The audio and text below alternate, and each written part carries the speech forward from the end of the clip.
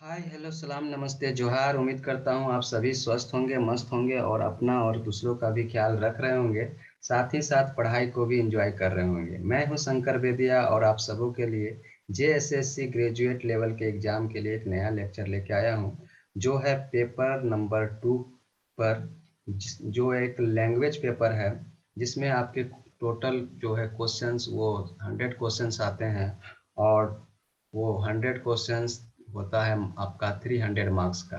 तो इस language paper में हम लोग आज बात करेंगे खोटा का। से और भी लैंग्वेज आपको लैंग्वेज मिलते हैं आपको, जिसमें से आपको एक लैंग्वेज चुनना होता है। तो आज हम लोग का जो लेक्चर है वो खोटा पर आधारित होगा। तो जो खोटा होता है वो उसका क्या सिलेबस है पहले वो जान लेते हैं।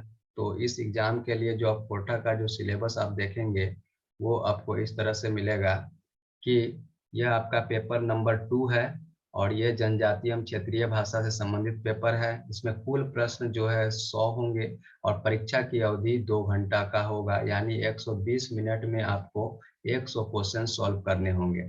ये सभी 100 क्वेश्चंस क्या होगा, बहुवैकल्पिक प्रश्न होगा, जिसका ऑप्शन होगा जिसमें से आपको एक सही उत्तर चुनना होता है।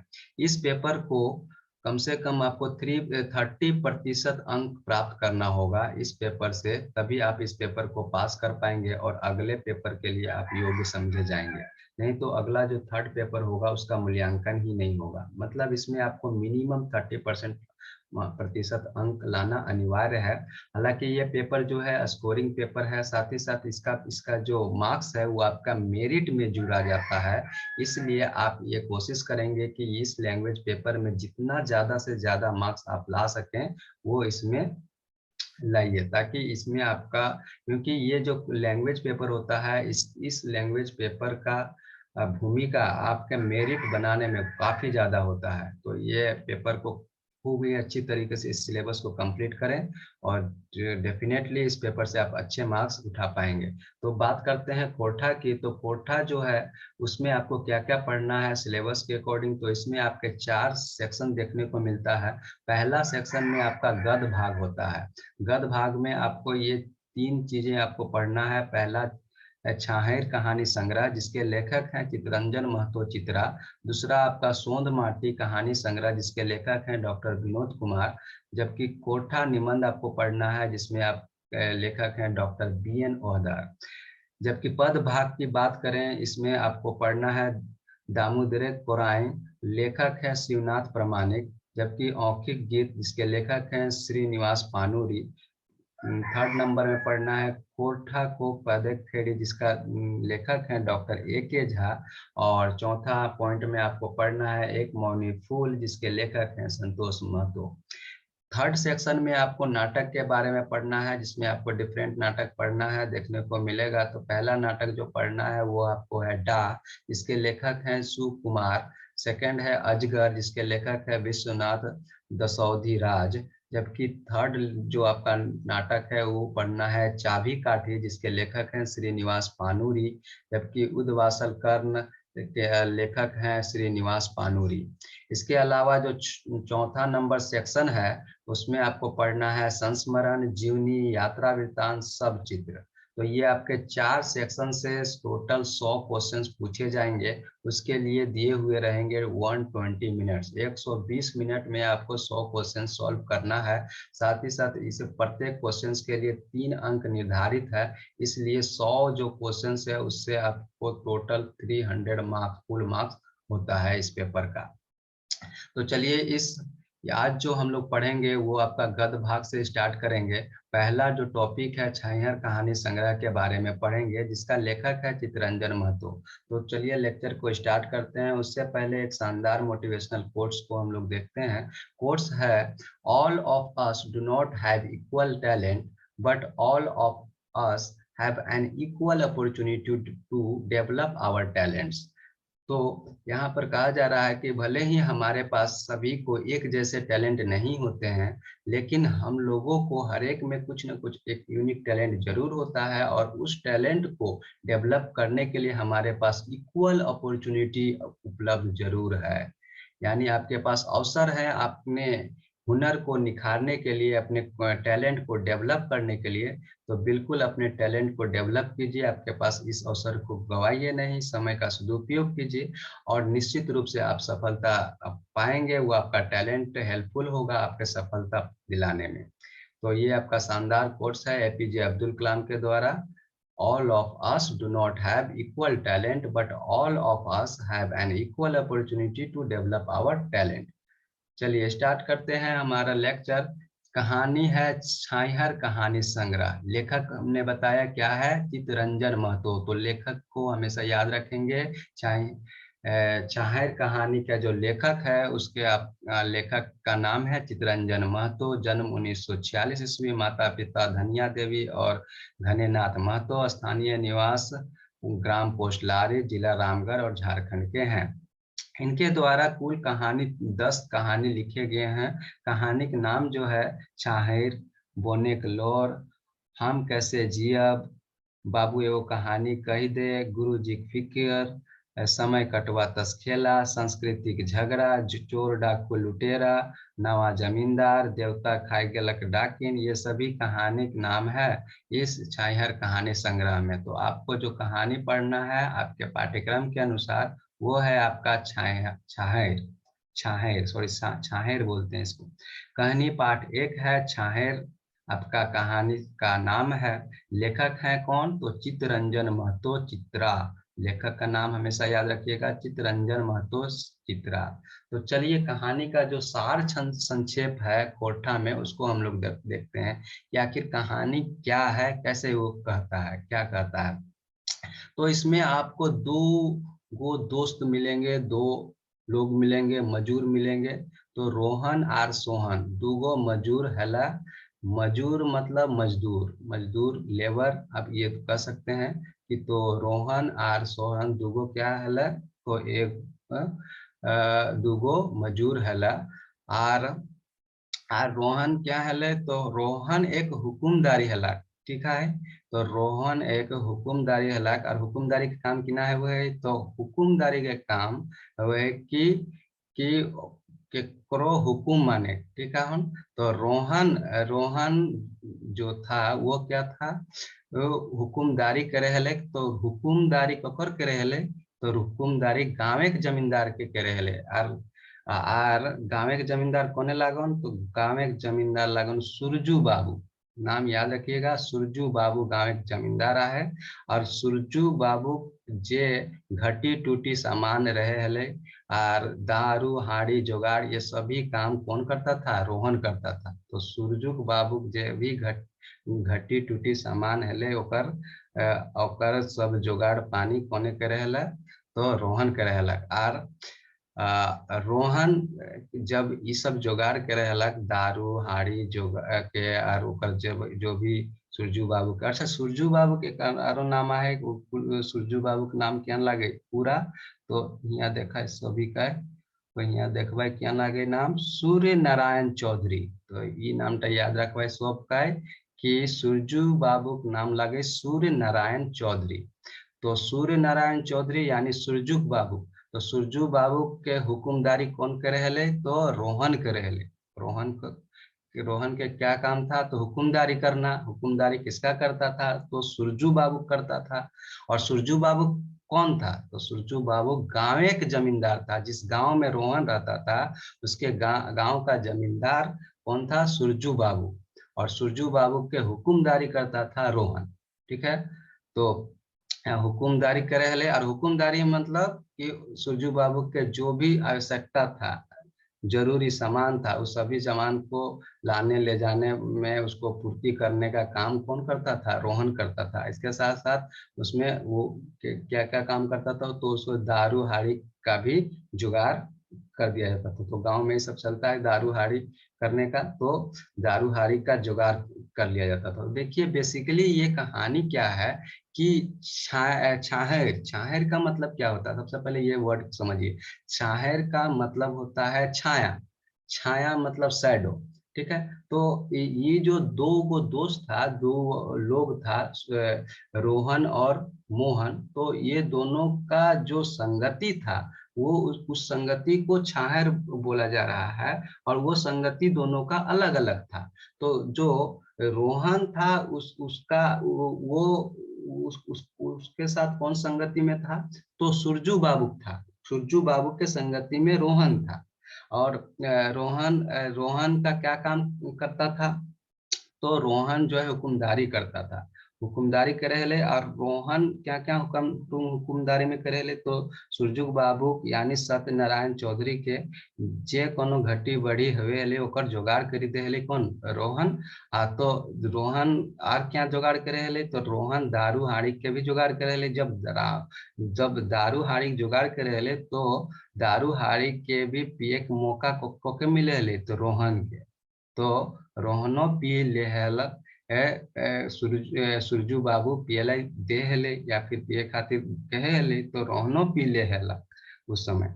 तो यहाँ पर इस कहानी में बोलल गया है कि जो धनगर गाछे के छाहे, धनगर मतलब वो गाछ, गाछ मतलब पेड़। तो वह पेड़ जिसमें पूरा घना पेड़ हो, धनगर हो, पेड़ फल फूल से भरा हो, तो वैसा पेड़ का जो छाहर होगा यानी छाया होगा, वो क्या होगा? ज्यादा ज्यादा धनगर होगा, ज्यादा होगा।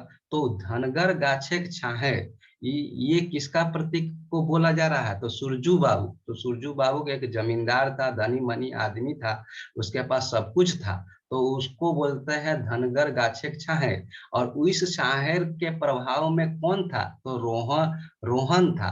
तो लेकिन रोहन था, लेकिन सुरजू बाबू का जिंदगी कैसा था? तो वह क्या ऐशो आराम वाला था, दारू हाड़ी में इस तरह से में जिंदगी चल रहा था। तो उसके संगत में कौन आया? रोहन भी आया। तो रोहन का जीवन में भी उसका प्रभाव पड़ रहा था, यानी रोहन भी पी लेता था, खा लेता था, इस तरह से। तो रोहन जब सुरजू बाबू के प्रभाव में आया, मैंने छाहर रोहन के जीवन में कौन सा छाहर आ गया? तो धनगर गाछक छाहर आ गया। और धनगर गाछक छाहर किसको बोला जा रहा है? तो सुरजू बाबू बोला जा रहा है। और सुरजू बाबू का पूरा नाम क्या था? सूर्य नारायण चौधरी। तो इसके प्रभाव में आने से, यानी रोहन इस सुरजू बाबू के प्रभाव में आने से खंगटल जाहल, मतलब ओकर शरीर पूरा जो है स्वास्थ्य वास्थ्य बिल्कुल खराब हो जाता था, क्योंकि वो इतना पीता खाता था दोनों मिलकर कि न वह अपना घर परिवार को देखता था, न वो अपना सेहत को देखता था। इस तरह से वो उसका जिंदगी बिल्कुल बर्बाद हो रहा था, किसी तरह से कोई ये नहीं हो रहा था। ठीक है। तो ये पहला पार्ट था कि रोहन का जिंदगी में क्या चल रहा था। तो दूगो दूगो मजूर हैला, पहला रोहन और दूसरा मोहन। अब हम इन बात करो केकर? मोहन के। तो मोहन क्या था? तो मोहन भी एक गांव के लोग रहो। तो ऊ क्या काम करे हला कि घारे काम काज तो करे हला मोहन, और ओकर साथ साथ मजदूरियों करे हला, मतलब मजदूरी भी करता था और गांव घर का कामकाज भी करता था। अब जो है मोहन का संगति किससे था? तो मोहन जो था गाँव के जो गुरुजी है, गाँव के गुरुजी कौन था? तो देवा चौधरी। देखिए यहाँ पर नाम है देवा चौधरी। देवा चौधरी कौन है?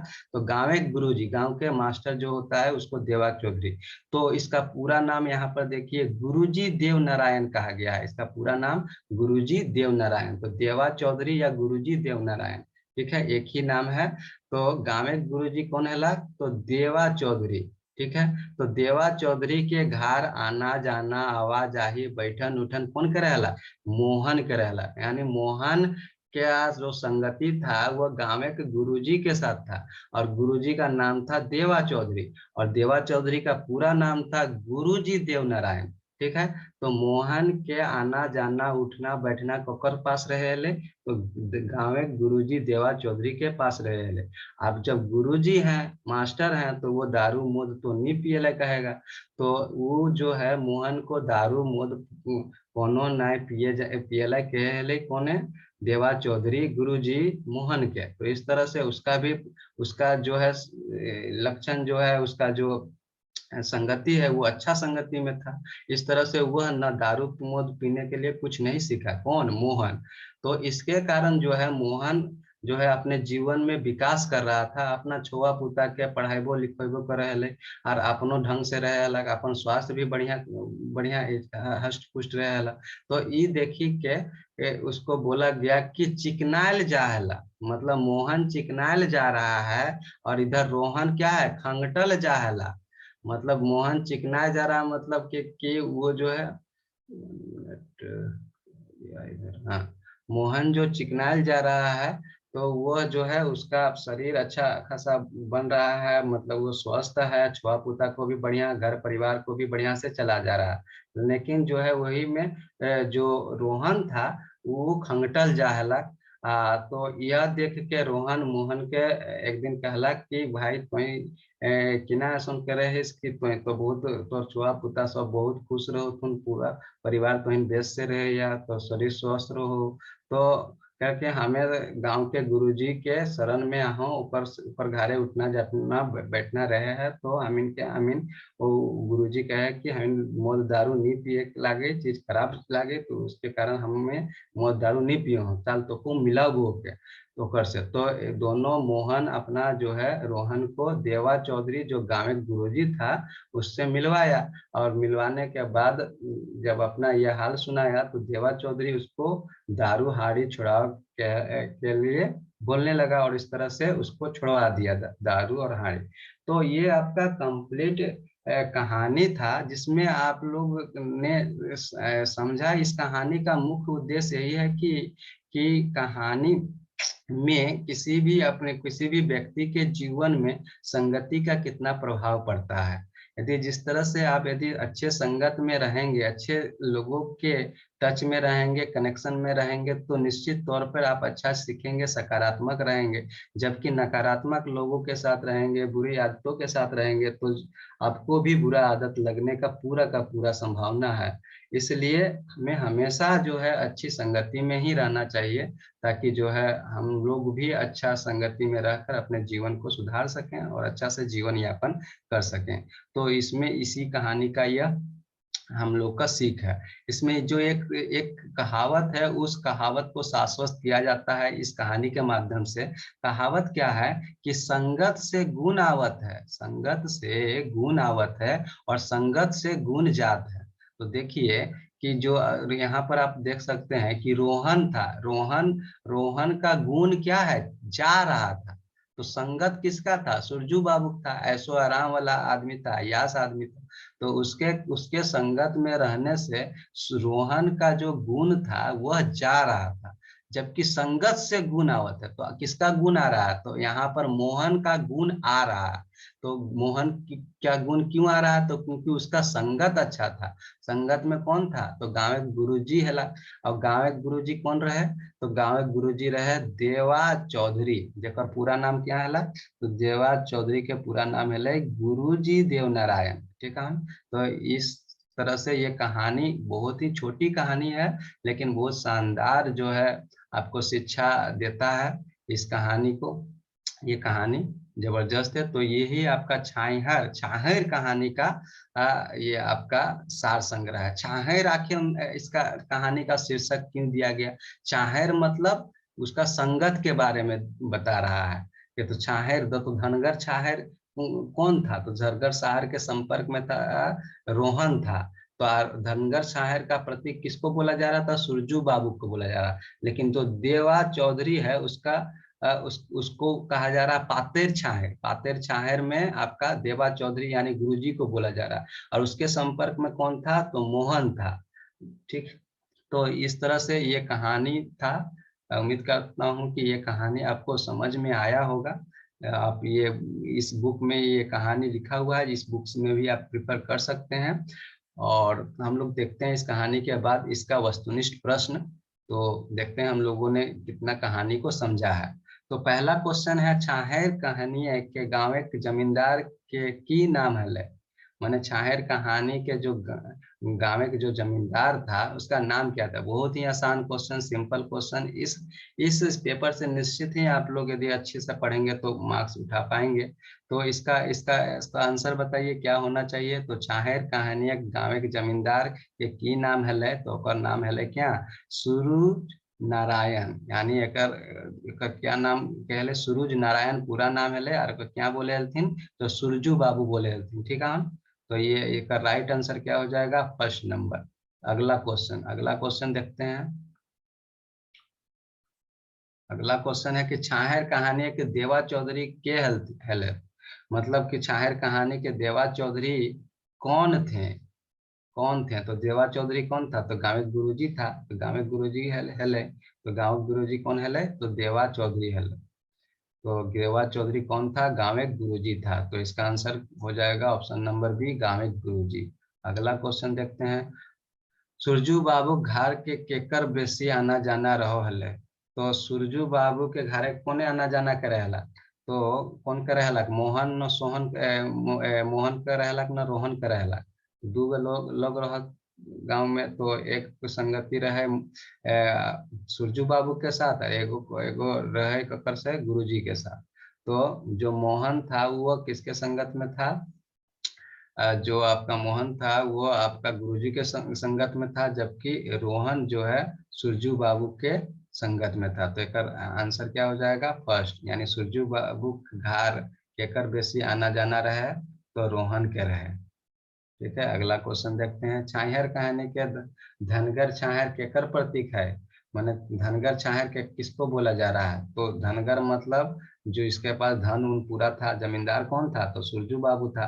तो धनगर छाहर कोकर हेले, तो सुरजू बाबू खेले। तो एक जो चौथा नंबर क्वेश्चन है, इसका आंसर क्या हो जाएगा, सुरजू बाबू, यानी ऑप्शन नंबर एक is right answer. Next question. छाहर कहने का पातर छाहर केकर प्रतीक है के। तो पातर छाहर किसको बोला जा रहा था, तो गुरुजी को बोला जा रहा था, जिसका नाम क्या था, देवा चौधरी। तो इसका नाम था देवा चौधरी। तो इसका राइट आंसर क्या हो जाएगा, देवा चौधरी। तो ये आपका एमसीक्यू क्वेश्चन इसी तरह के आपके एग्जाम में पूछेंगे। तो आज छाहर का एग्जाम, छाहर जो आपका टॉपिक है उसको हम लोगों ने खत्म किया। उम्मीद करता हूँ ये आपको कहानी समझ में आया होगा, अच्छा लगा होगा।